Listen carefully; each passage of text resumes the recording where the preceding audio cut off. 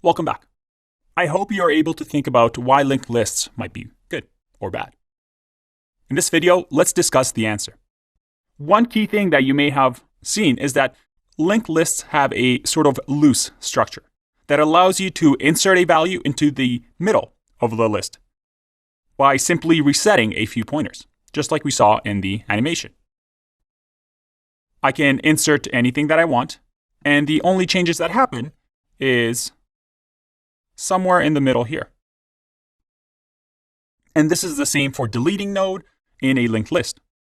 And we remember with an array data structure how when we wanted to insert something that wasn't at the end of the array, we had to add the item, let's say in memory space 1, into here, and then shift all the items down and index it down, which cost us a lot of time. It cost us O of n. The main difference between arrays and linked lists is that in an array, an element or elements are indexed. So if I wanted to go to item at index 5, I can do that easily.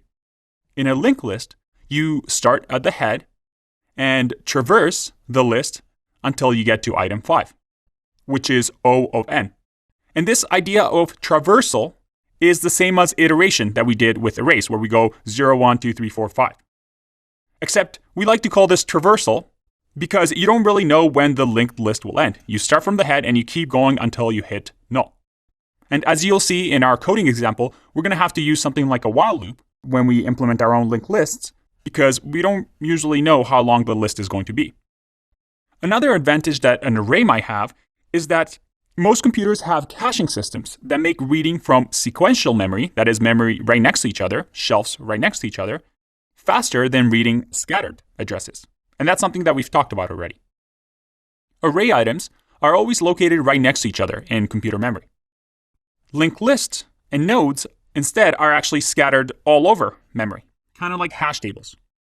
So iterating through a linked list or traversing through a linked list is usually quite a bit slower than iterating through items like an array, even though they're technically both O of n. However, these inserts that we can do in the middle of a linked list is a lot better than an array. What about hash tables? Remember this when we talked about hash tables? Well, just like hash tables, when we insert something into a linked list, we just scatter it all over memory and we can just keep adding it, keep adding it, keep adding it. And we don't have to do any of the unshifting or shifting on the indexes that we did with arrays, which is really, really nice. You can also delete nodes very easily versus with an array. But the one advantage that it has over hash tables is that there is some sort of order to linked list. Each node points to the next node, so you can have sorted data, unlike a hash table.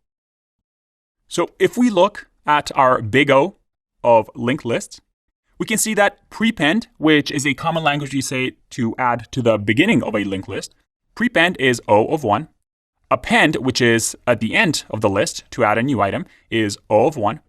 Lookup, which we can also call traversal to look for an item, let's say we want to find 10, is O of n because we have to go from the head all the way until we find what we're looking for.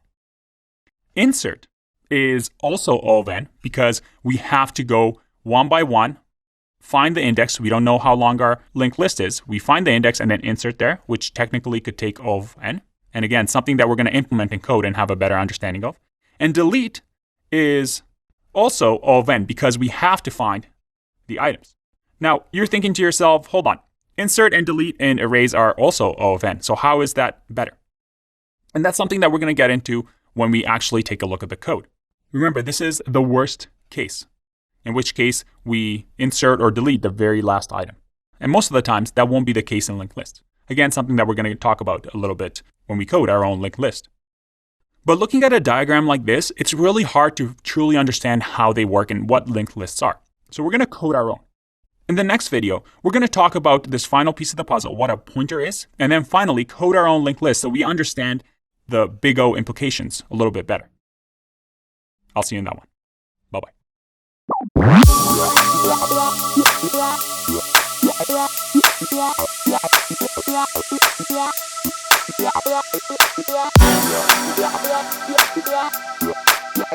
Yeah.